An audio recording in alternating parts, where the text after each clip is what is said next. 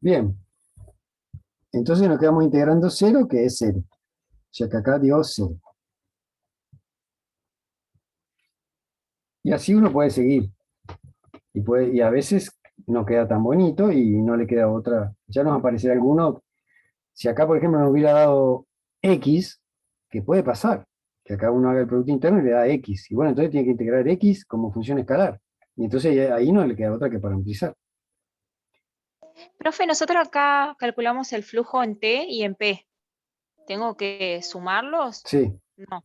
sí, Me pero lo que pasa daría es que yo, 36. o sea, está bien lo que decís y además está bien recordarlo, porque yo hice ponerle este y este que me salían más o menos fácil porque Z era constante, pero después tenía estos dos, eran 6 caras.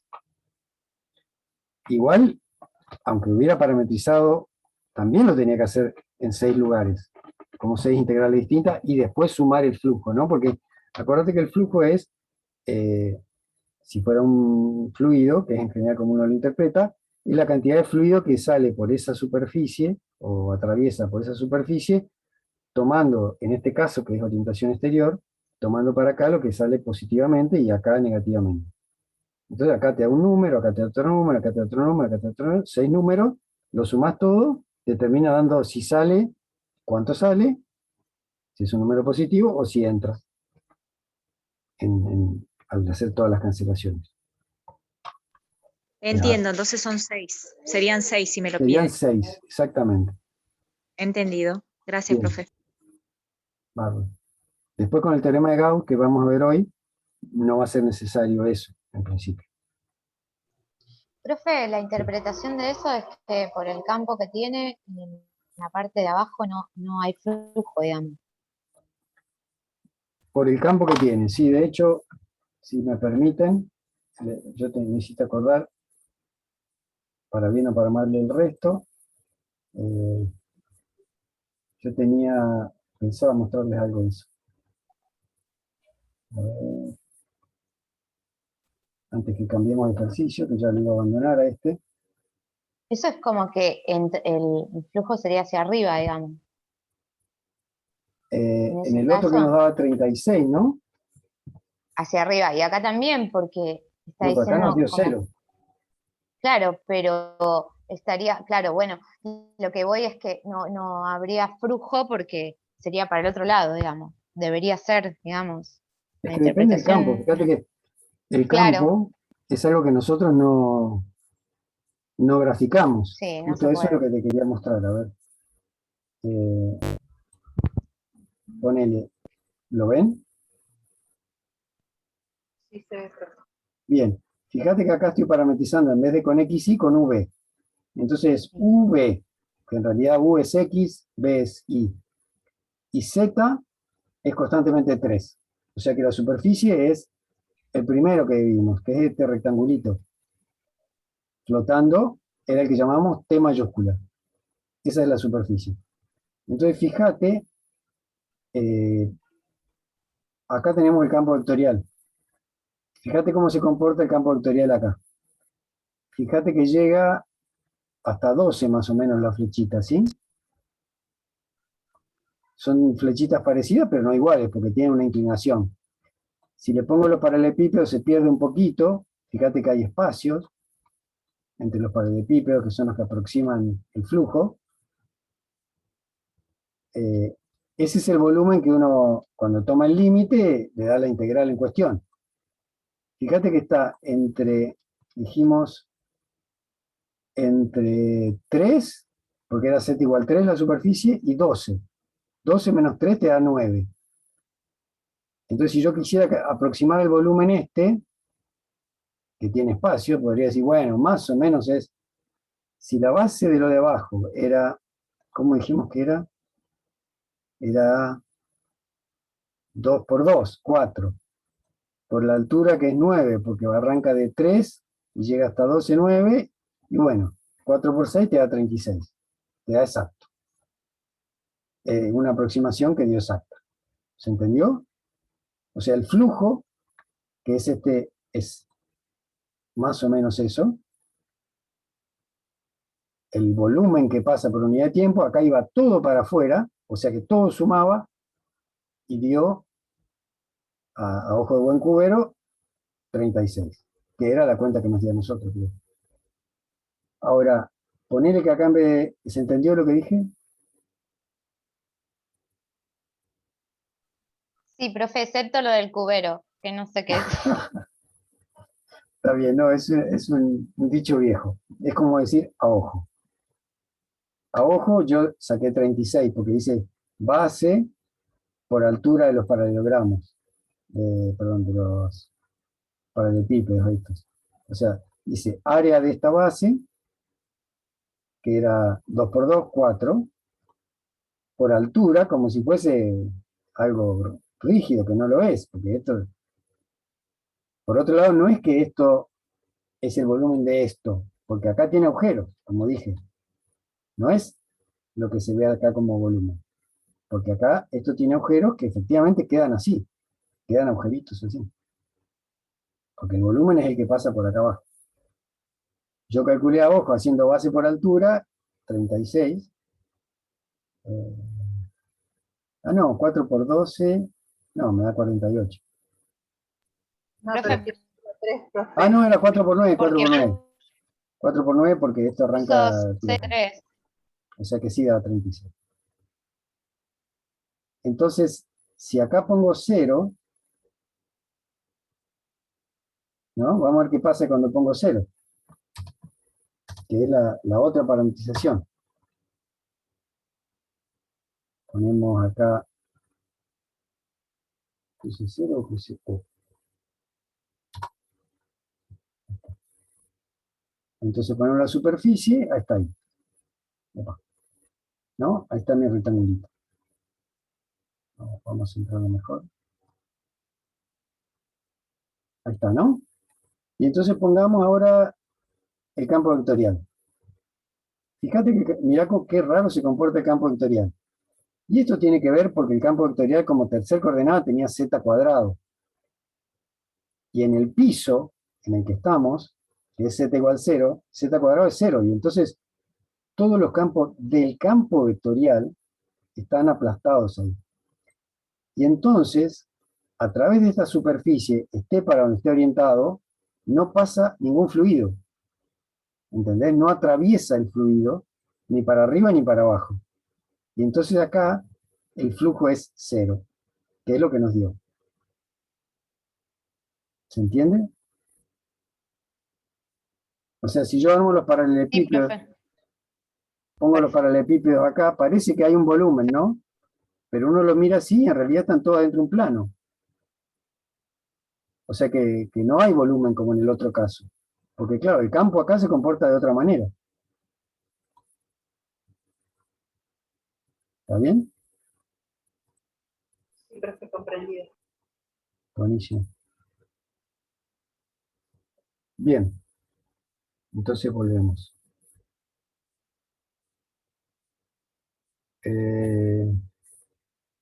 Bien, entonces, a ver, ¿cuánto nos queda? Ah, recién empezamos con la tercera, ¿no? Este es el tercer zoom. Entonces vamos a ir arrimando al teorema que nos convoca hoy, que se llama teorema de la divergencia. Si ustedes han visto alguno de los videitos que yo les pasé antes, lo puedo volver a subir, pero hay una interpretación de divergencia. Vamos a empezar definiéndola.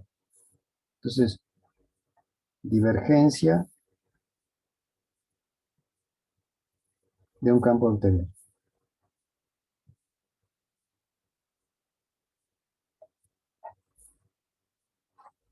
Entonces uno tiene, sea f de x y z igual a p de x y z como q de x y z, coma r de x y z, como los que hemos estado trabajando hasta ahora. Y en principio le tenemos que pedir que sea derivable. Nosotros vamos a necesitar C1, pero por lo menos derivables las entradas estas. Entonces, la divergencia de f es un campo escalar. O sea, porque yo voy a hacer derivada de p respecto de x, o sea, p, primera variable respecto de primera variable. P, primera coordenada del campo F respecto de la primera variable, evaluado en X y Z. Más Q, derivado respecto de la segunda variable, porque Q es la segunda coordenada de F en X y Z, más Profe, la ¿puedes subir la hoja? Sí. Que no se ve. derivada respecto de Z, de X y Z, de R, que es función de X y Z. Y da un campo escalar, o sea, esto depende de X y Z, pero no es un campo vectorial como este, es un campo escalar. Hagamos un ejemplo. Por ejemplo, el que estábamos antes, trabajando antes. Ejemplo, si uno toma f de x y z igual a, me copio del anterior, era x y z cuadrado. Entonces, la divergencia de f es derivada respecto de x, derivada respecto de y, derivada respecto de z cuadrado. Bueno, este es un campo muy sencillo, ¿no? Entonces da, dice cualquiera, ¿no? Más, y me da 1 más 1 más 2z. Entonces, ¿qué da? 2 más 2z. Un campo escalar. Otro ejemplo. Hagamos un ejemplo más complicado. F de x y z igual a, por ejemplo, e a la z cuadrado por seno de y a la quinta, x por y cuadrado,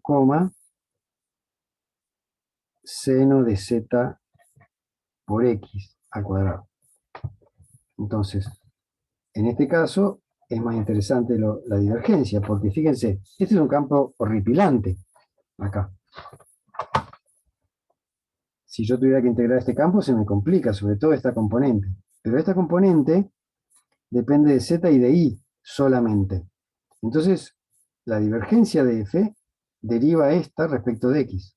Entonces va la derivada respecto de x de e a la z cuadrado por seno de y quinta. Más derivada respecto de y, x por y cuadrado. Más derivada respecto de z, seno de z por x cuadrado. Igual.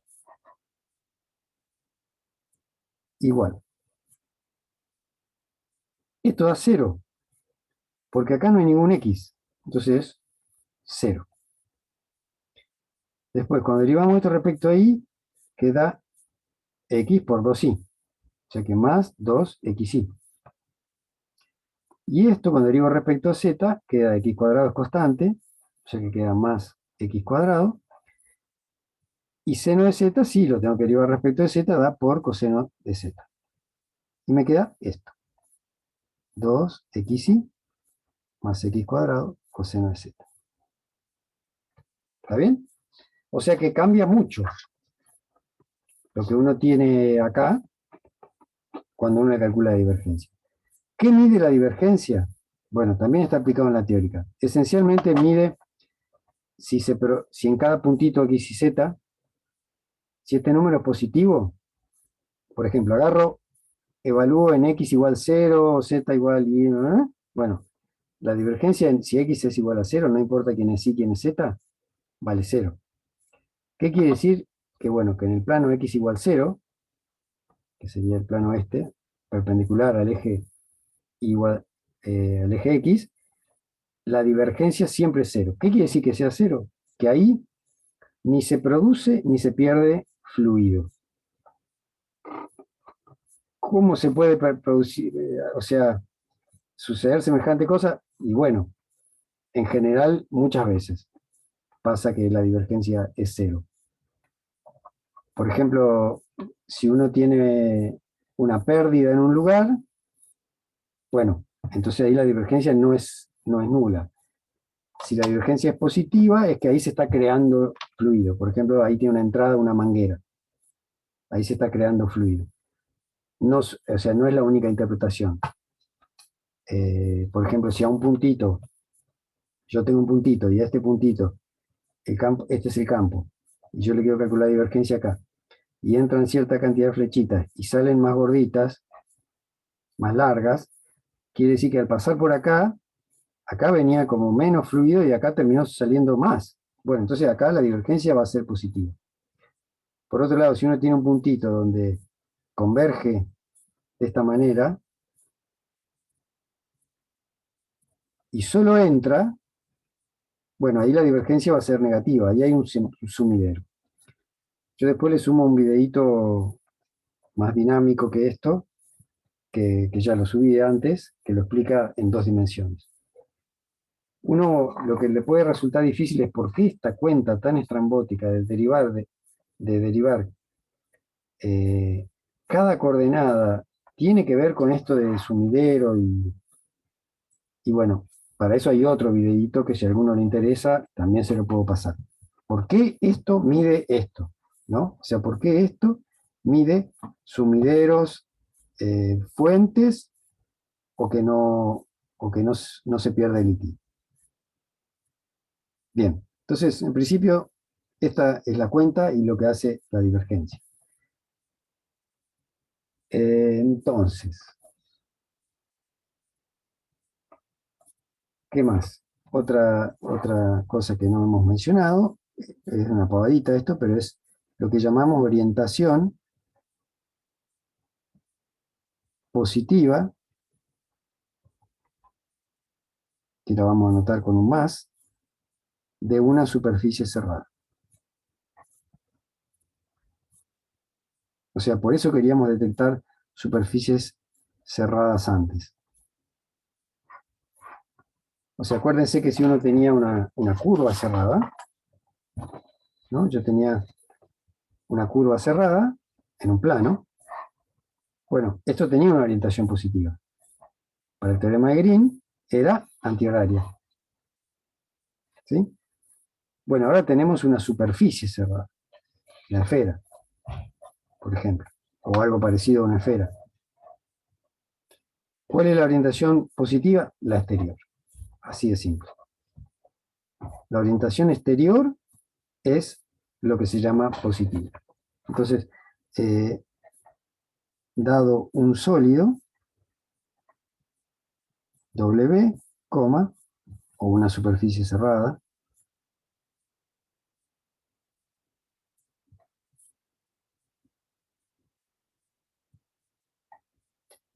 el borde, o sea, la superficie borde de W, que así son todas las superficies cerradas. O sea, las superficies cerradas, por definición, eran bordes de un sólido. Entonces, la superficie borde W tiene orientación positiva si está orientada exteriormente. Así de simple.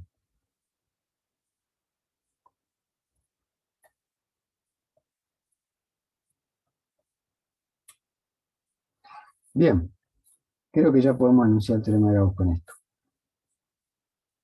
Entonces, el teorema de Gauss es un teorema o de la divergencia.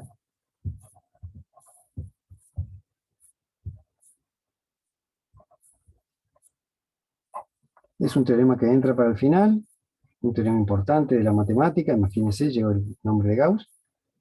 Se ha generalizado, no solo vamos a ver un caso particular, pero se ha generalizado a un montón de formatos y, cosas mucho más complicadas que superficies. Y dice lo siguiente. Entonces, CAF, o sea, CAW metido en R3, un sólido. Yo le llamo un sólido, pero en general en la demostración del teorema que yo hice, que se pide que sea unión de regiones simétricas. O sea, es lo mismo que yo dije cuando hicimos el teorema de Green, dijimos, bueno, la demostración la hacemos en casos particulares, pero prácticamente uno puede aplicar a cualquier región del plano, inclusive aunque estén desunidas, porque usa las dos fronteras estas, y usa el teorema de Green acá, y la región es prácticamente la que a uno se le puede ocurrir, ahí vale el teorema de Green. Regiones con agujeros, porque esto funciona como curva, y esto también, y etc. Pero no, yo para ser más preciso sobre cómo lo hemos definido, es sobre regiones simétricas, unión de regiones simétricas. Entonces tenemos un sólido así. Y sea borde de W más es la frontera del sólido, o sea, es una superficie cerrada, orientada exteriormente. Entonces sea esto la frontera de W orientada exteriormente.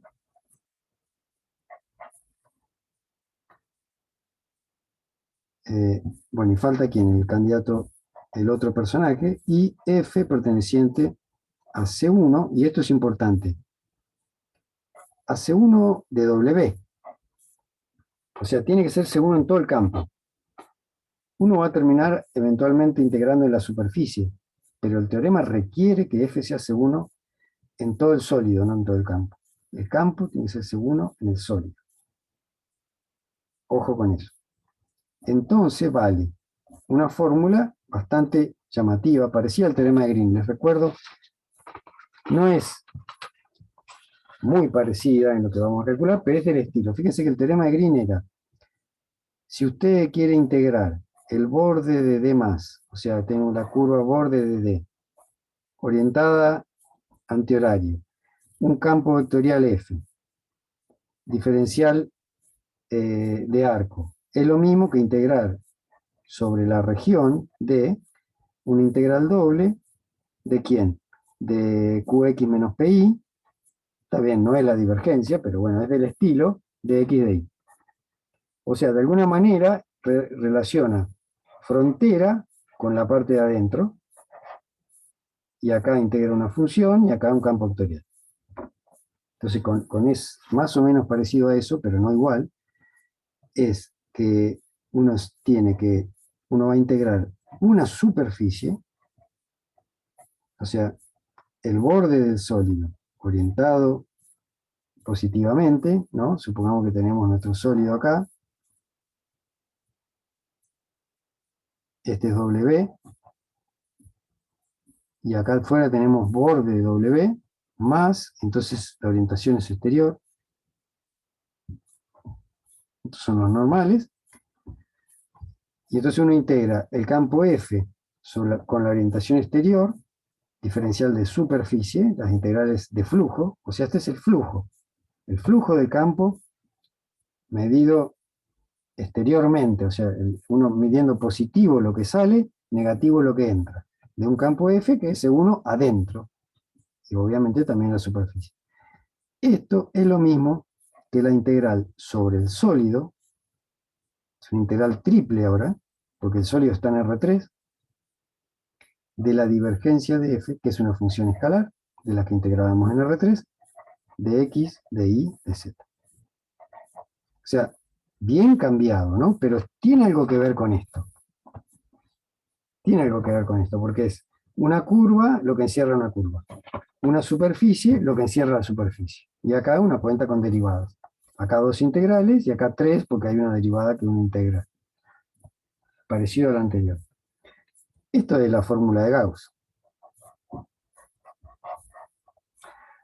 Uno puede decir cómo se le puede ocurrir esto a Gauss. Bueno, la verdad que no sabemos cómo se le puede ocurrir. Lo que sí es cierto que esto mide de alguna manera en cada puntito, adentro del sólido, en cada punto mide si es positivo, negativo, cero, si se crea fluido, si no se crea o se pierde.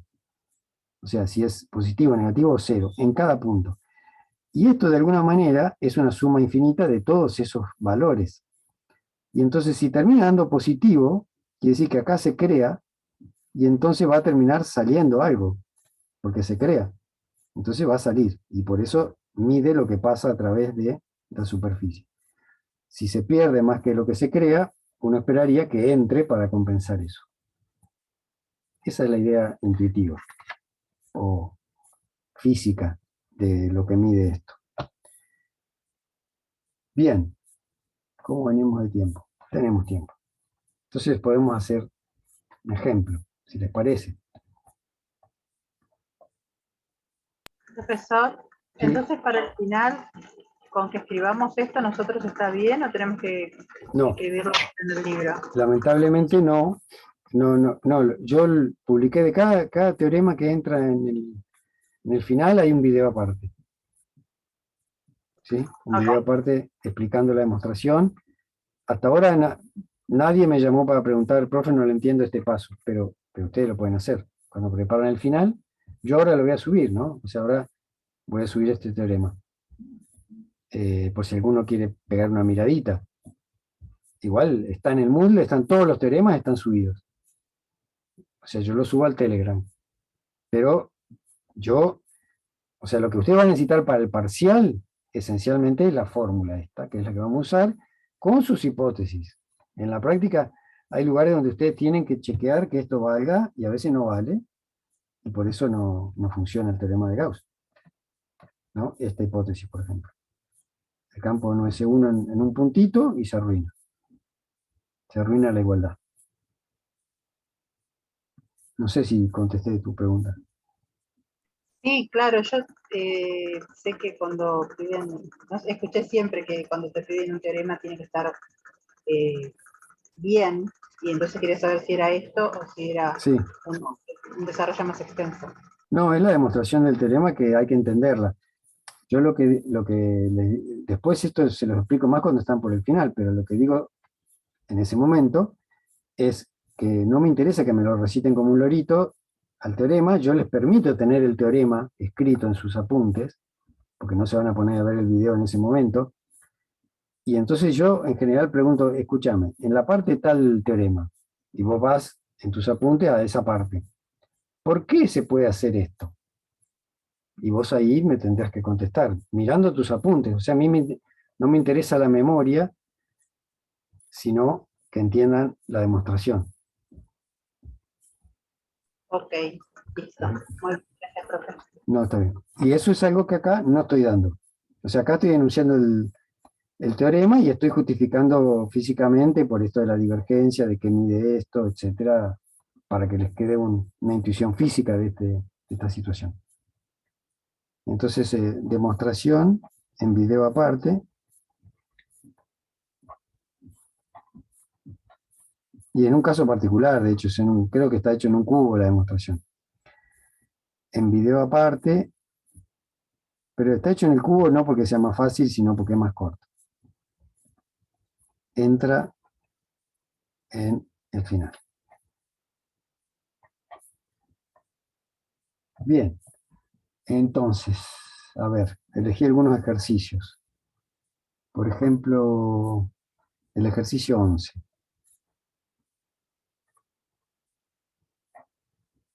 A ver qué dice.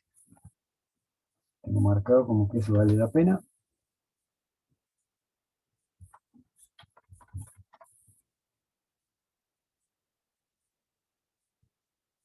Claro. Bueno, claro, esto planeaba que yo haya hecho el ejercicio con el que está relacionado, que es el 10E, que al final no hice. No lo hice hasta el final. Perdón, pero ¿Sí? fue mi culpa. Está bien. No pasa nada. Igual lo voy a hacer y ustedes verificarán que da lo mismo con el 10E. Entonces este hace referencia al 10E. ¿Y qué dice? Bueno, vamos a escribir. Dice agarrar f de x y z igual a x por y, z, y, B sólido del primer octante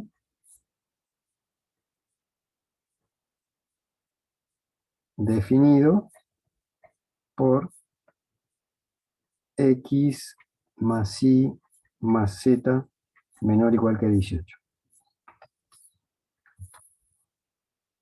¿Sí? Entonces, dice calcular flujo. Bueno.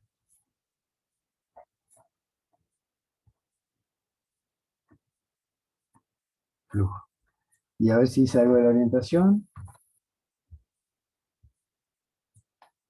Bueno, en el 10.0 decía normales exteriores. Con normales exteriores. O sea que más o menos la situación es esta. Tenemos este planito, es un cacho de plano.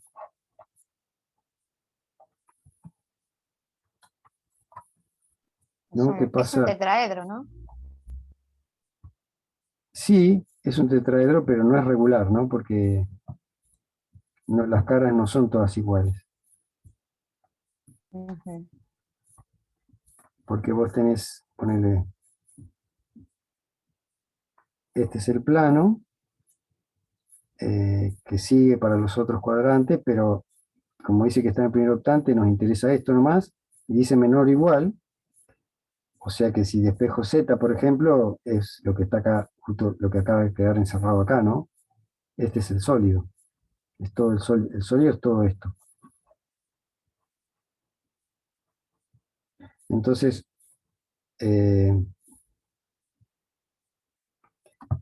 a ver, acá lo escribí mal, porque el flujo en el E era la frontera del cuerpo, ¿no?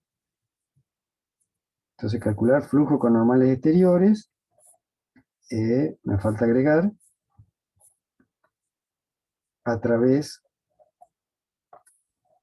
de la frontera de el que se llama B. Este B, este es el sólido. Entonces acá tenemos B. Y acá tenemos, la frontera de B tiene 4 lados. ¿No? Tiene el piso, este lado, el techo. ¿Está bien? Y hay que, así como el otro que era en rectangulitos que armaban paredes, piso y techo, acá tenemos 4 lados. Y entonces, por ejemplo, si yo quisiera calcular el flujo, tengo que calcular 4 flujos. ¿Están de acuerdo? Sí, profe. Y acá el problema o lo que fuera, no es tanto el campo, que es bastante sencillo. Vieron que yo le dije que a veces la divergencia hace volar lo difícil, sino justamente que tiene 4 caras y tengo que calcular 4 integrales. Fíjense la diferencia. En esta igualdad, yo acá, el sólido es único. En este ejemplo. Es un sólido. ¿Cuál? S. Y las caras son 4. O sea que acá parece que es una integral, pero en este ejemplo son 4 integrales. Y cada una, esta va orientada para abajo, esta para la izquierda, esta para allá, esta para arriba. O sea, porque eso es lo que dice el teorema, ¿no? Que así son las orientaciones. O sea, esta va para allá atrás.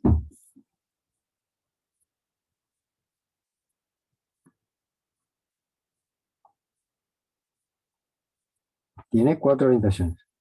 Bueno, 4. Tiene una sola exterior, pero en cada cara tengo que tener cuidado para no oriento, volver a integrar, volver a parametrizar, etcétera, etcétera. Entonces vamos a usar esto. Nos están pidiendo esto, con uno que se llama B corta. Y vamos a calcular esto. Entonces tenemos que chequear que se cumpla todo. Entonces, todo esto es, digamos, borde de B orientado exteriormente. Nos piden normales exteriores, ¿no? O sea que acá no hay que tener ningún cuidado de parametrización, porque a veces pegan normales interiores. Y ahí hay que tener cuidado que a mí me está, que esta igualdad, fíjense que esta igualdad, perdón, esta integral, no le importa nada, el W es un sólido, lo integro, no hay orientación, pero acá sí hay orientación. Y entonces la igualdad vale con esta orientación. Si a mí me pide la otra, bueno, yo la calculo así y después le cambio signo. Bien, entonces, para usar el teorema este de Gauss, verificamos. ¿Qué verificamos? Bueno, primero B es una región simétrica, tenía que ser unión de simétricas, esto es lo de menos, todas son uniones simétricas, y esto algunos campos no lo cumplen. Segundo, F es C infinito, en todo R3, coma, en particular, en B. ¿No? Este campo es C infinito. Cada entrada, respecto de X y Z, es C infinito. Y ya está. Entonces podemos aplicar. Entonces, ¿cuánto tiempo nos queda? 3 minutos. A ver si podemos aplicar el teorema de Gauss. Lo primero que uno debería hacer es calcular la divergencia de F. Entonces la divergencia de F es, volvemos a ver quién es F, era esto F. Entonces derivada respecto de X por Y, más derivada respecto de Y de Z, más derivada respecto de Z de Y. ¿No? Cada una de las entradas del campo, P, Q, R. Esto da I. Esta derivada da I. Esta derivada da 0 y esta derivada vuelve a dar 0. O sea que da I. Está bastante bien, pero bueno, ahora no nos dio 0, por ejemplo.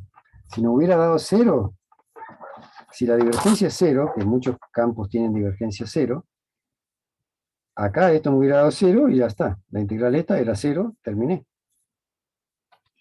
Pero no dio 0, dio I. Entonces, por el teorema de Gauss,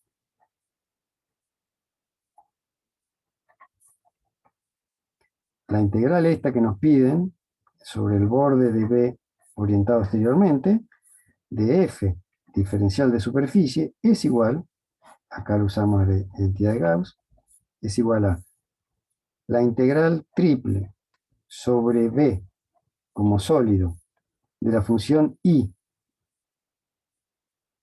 Esto es la divergencia de F, de X, de Y, de Z.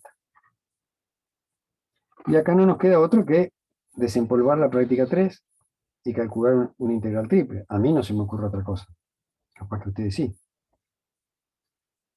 O sea, es una integral triple de una región que voy a tener que describir en coordenadas. Podría cambiar de variables, porque es una integral triple, pero esto tiene toda la pinta de que es más sencillo usar cartesianas. ¿Cómo escribo esto en cartesianas? Se nos está por acabar el X tiempo. entre 0 y 18. Bueno, piénsenlo si quieren. Nos juntamos de vuelta y 20, 5 y 20. Bueno, profe.